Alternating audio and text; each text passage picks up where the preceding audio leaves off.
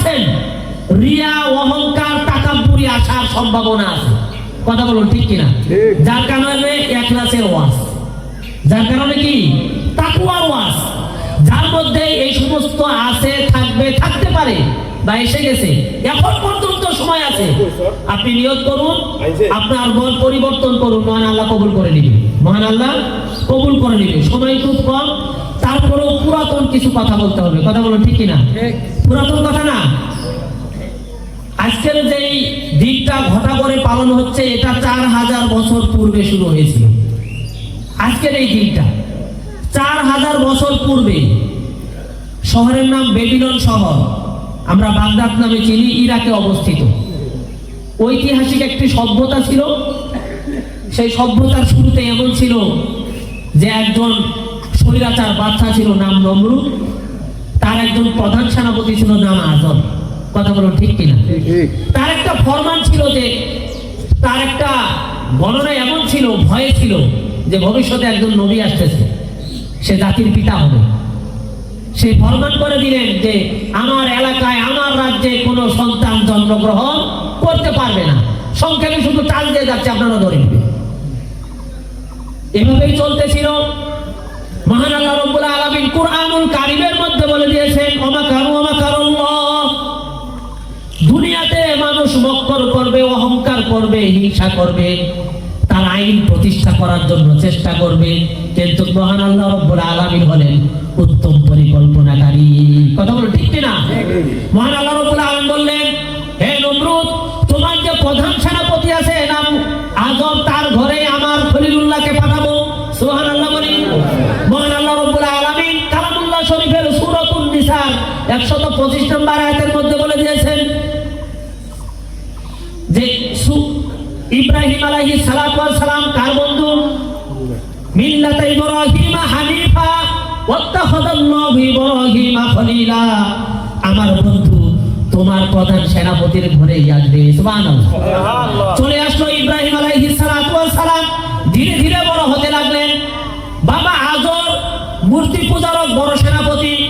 বাবা আজর তার আদর্শ তার সন্তানকে দিতে চাইলে সন্তানকে দিতে রাজি নয়।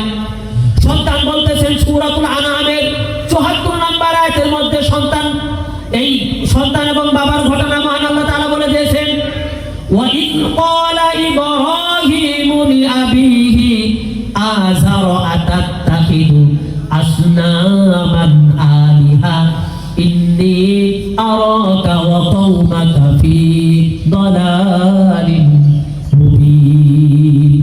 আল্লাহু আকবার বলি। ছোট্ট সন্তান তার বাবাকে উপদেশ দিচ্ছে, বাবা এই যে তাদের জীবন নাই, তোমাদের ইচ্ছা মতন মোটা করতেছো, চিকন করতেছো, পিছনে আলখাল্লা, সামনে সুন্দর সুন্দর রং লাগাচ্ছ, এটা যদি তোমাদের ইলাহ হয়, আমার স্পষ্ট বাণী শুনে রাখো, তোমরা ভুলের মধ্যে রয়েছো, পথভ্রষ্টতার মধ্যে রয়েছো। সুবহানাল্লাহ।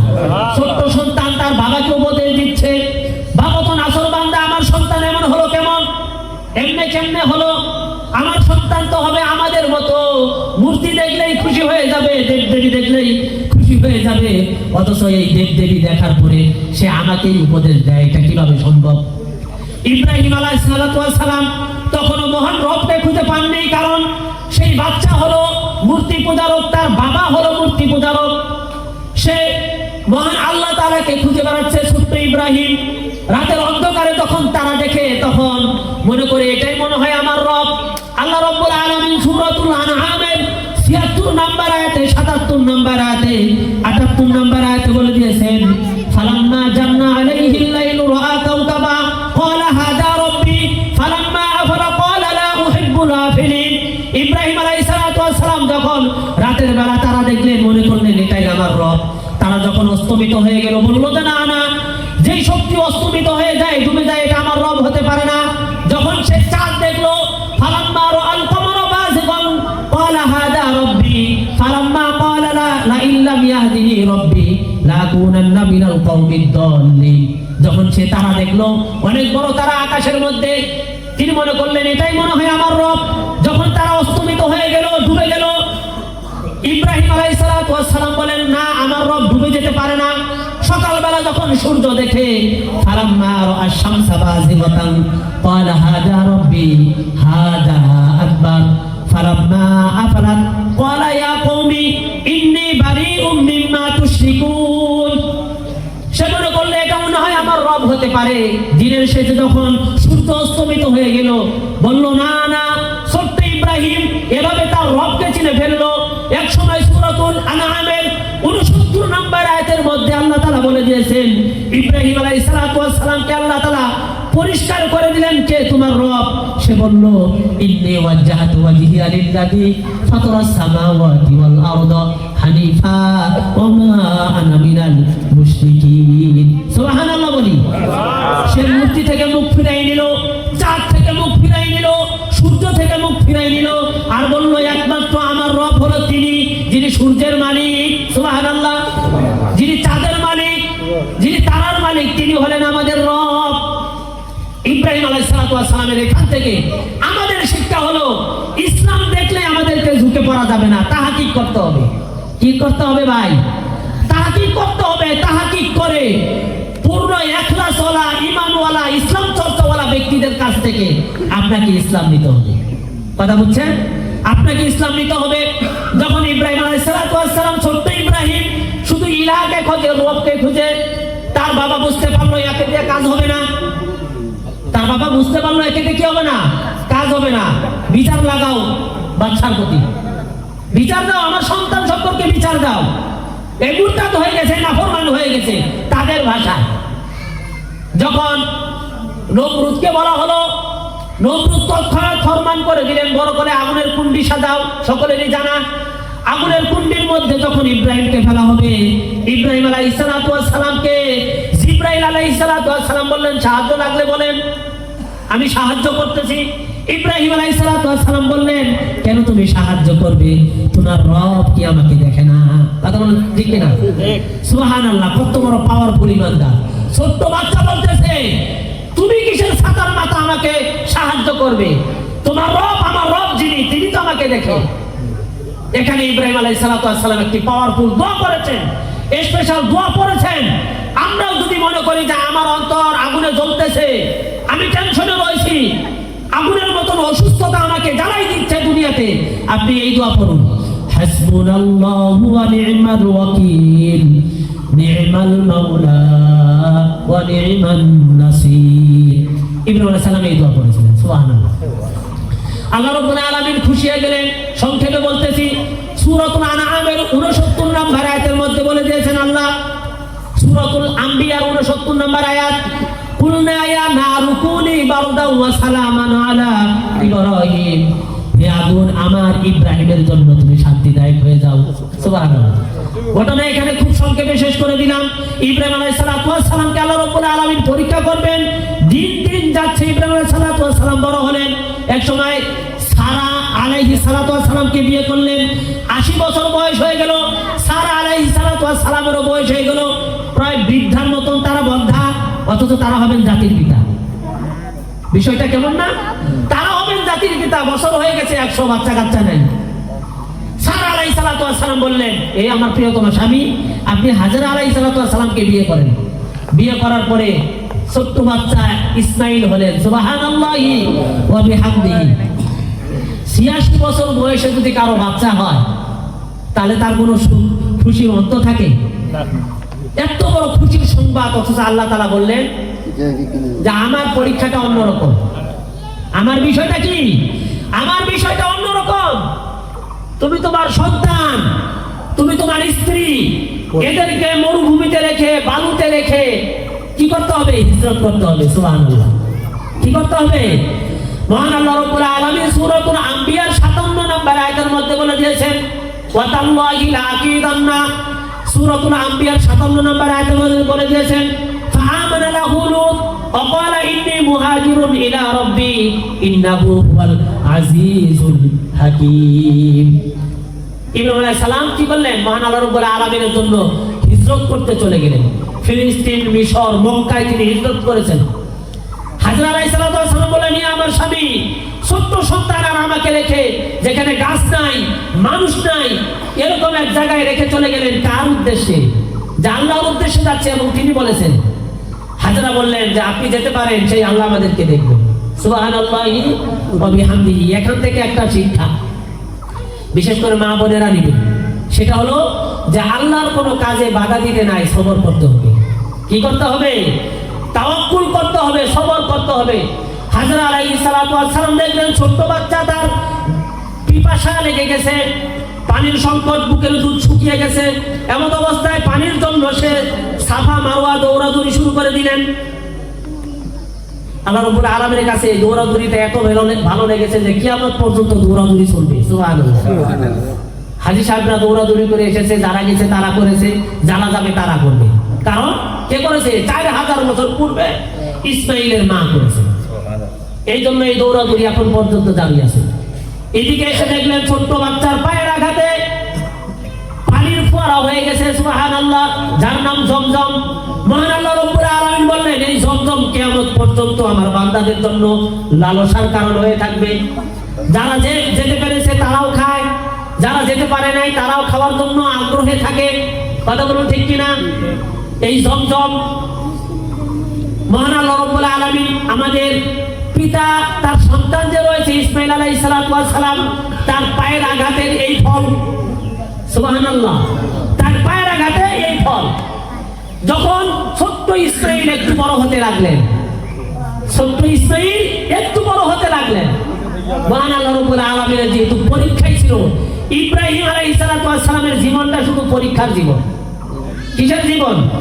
ইব্রাহিম আলাইহিস সালাতু ওয়াস সালাম এবং হযরত মুহাম্মদ সাল্লাল্লাহু আলাইহি ওয়াসাল্লামের জীবনের সাথে অনেকটাই মিল আছে।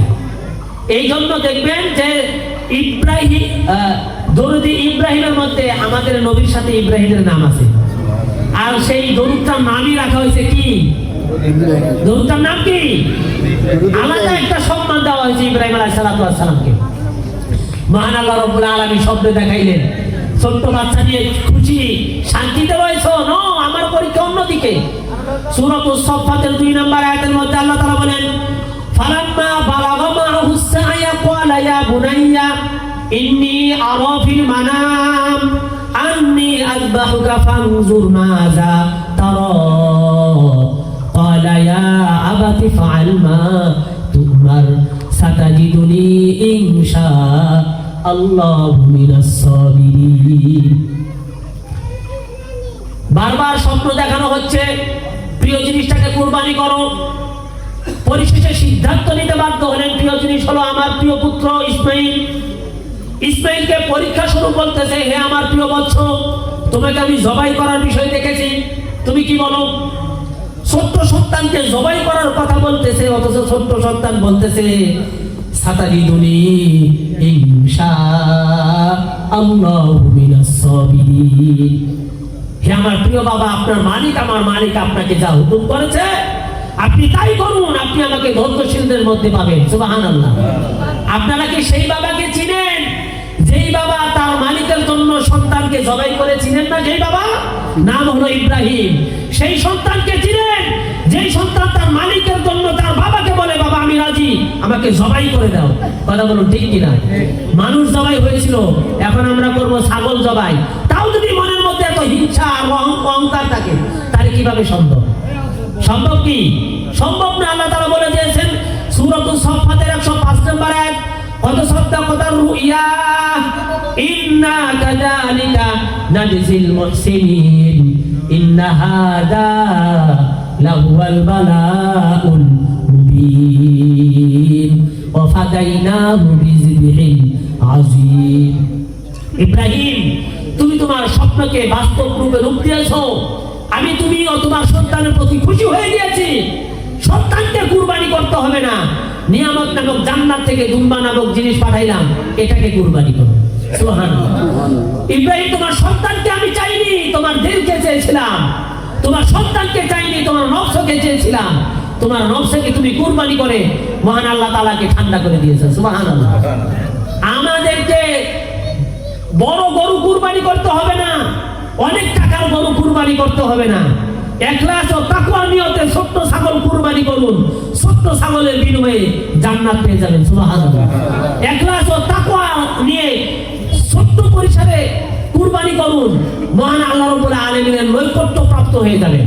আপনার যদি ইখলাস না থাকে, তাকওয়া না থাকে, হতে পারে বড় গরু, আল্লাহ কবুল করবে না। হতে পারে অনেক টাকার পশু, আল্লাহ তাআলা কি করবে না? কবুল করবে না। বড় গরু, অনেক টাকার পশু, এটা আল্লাহ চান না। আল্লাহ চান মনের কুরবানি। আল্লাহ কি চান? আল্লাহ চান মনের কুরবানি। আমরা মনের কুরবানি দিতে প্রস্তুত তো? ইনশাআল্লাহ। আমরা যদি এইভাবে প্রতিযোগিতা করে থাকি, সেটা নিন্দনীয়। তাহলে এই যে অমুকে বড় গরু কিনেছে, অনেক টাকার কিনেছে, তাকে দেখে প্রতিযোগিতা শুরু করে আমিও একটা কিনে নিলাম বা কিনবো বা কিনেছি, এমন যদি করে থাকি, এটা নিন্দনীয়। এটা কি? এটা নিন্দনীয়। এটা আপনাকে পরিহার করতে হবে। এখনো সময় আছে। আমরা এখানে বসেছি, আমাদের নিয়তকে খালেজ করে নেই। নিয়তকে কি করে নেই? নিয়তকে খালেজ করে নেই, তাহলে মহান আল্লাহ তাআলা কবুল করে নেবেন। কারণ আল্লাহ তাআলা বলেছেন সূরাতুল হাজ্জের 37 নম্বর আয়াত, লা ইয়ানালুল্লাহু লুহুমুহা ওয়ালা দিমাউহা ওয়ালাকিন ইয়ানালুহুত তাকওয়া মিনকুম। তোমাদের কুরবানিকৃত পশু, গোশত, রক্ত কিছুই আমার কাছে পৌঁছে না। পৌঁছে শুধু তোমাদের তাকওয়া, তোমাদের অন্তর। তোমাদের কি? তোমাদের তাকওয়া, তোমাদের অন্তর। কুরবানির মাধ্যমে একটি মানুষ সমাজের অন্যান্য মানুষের খুব নিকটবর্তী হবে, হিংসা দূর হবে, ভালোবাসা স্থাপন হবে। হিংসা দূর হবে, ভালোবাসা স্থাপন হবে। আল্লাহ তাআলা সূরাতুল হাজ্জের 28 নম্বর আয়াতের মধ্যে বলে দিয়েছেন, ফাকুলু মিনহা ওয়া আতইমুল বাঈসাল ফাকির। এই কুরবানির গোশত তোমরাও খাও, তোমাদের আশেপাশের গরিব, দুস্থ, অভাবীদের খাওয়াও, যাতে করে তাদের সাথে তোমাদের মহব্বত বাড়ে, ভালোবাসা স্থাপন হয়। কি হয়? ভালোবাসা স্থাপন হয়। এই জন্য প্রিয় হাজিরিন, আমরা যে ছুরি চালাবো সেটা পশুর গলায় নয়। আমার মনের মধ্যে যে পশুত্ব রয়েছে, আমার মনের মধ্যে যে পশুর ভাব রয়েছে, সেই পশুর ভাবের উপরে কুরবানি করতে হবে। হিংসা থাকলে হিংসার গলায় কুরবানি ছুরি চালাতে হবে। হারাম থাকলে হারামের গলায় ছুরি চালাতে হবে। অহংকার থাকলে অহংকারের গলায় ছুরি চালাতে হবে। এভাবে ছুরি চালিয়ে আমার মনের মধ্যে সমস্ত প্রকার খারাপ প্রয়োজনগুলো কুরবানি করে আজকে শেষ করে দিতে হবে। কুরবানি করে কি করতে হবে? শেষ করে দিতে হবে। অহংকার মুক্ত হতে হবে। এভাবে মহান আল্লাহ তাআলা আমাদের সকলকে কুরবানি করার তৌফিক দান করুন বলি আমিন। আজকের দিনের উল্লেখযোগ্য একটি কাজ, সেটা হলো কুরবানি। রক্ত প্রবাহিত করা, এর চেয়ে উত্তম কাজ আল্লাহ তাআলার কাছে আর নেই। মহান আল্লাহ রাব্বুল আলামিন সহিভাবে আমাদের সকলকে কুরবানি করার তৌফিক দান করুন বলি আমিন।